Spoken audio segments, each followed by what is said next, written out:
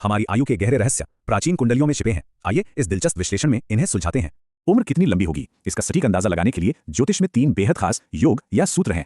चलिए सीधे मुद्दे पर आते हैं। ये वो 3 मुख्य स्तंभ हैं जिन पर हमारी ये चर्चा टिकी है। सबसे पहले अष्टमेश को समझते हैं।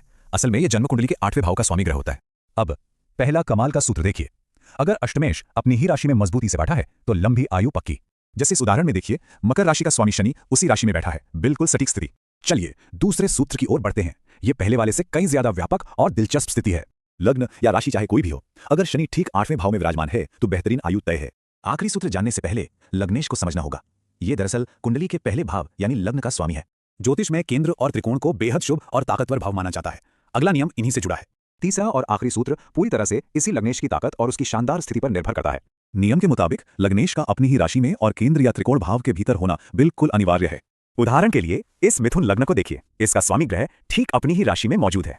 लेकिन रुकिए, एक अहम शर्त और है। इस लग्नेश पर हमेशा शुभ ग्रहों की सकारात्मक दृष्टि भी पड़नी चाहिए। कुल मिलाकर कहें तो इनमें से कोई भी ताकतवर ज्योतिषीय योग एक बेहद लंबी आयु का सीधा संकेत देता है। एक बड़ा सवाल, क्या ये प्राचीन प्रणालियां वाकई जीवन की अनिश्चितताओं को इतनी सटीकता से माप सकती हैं?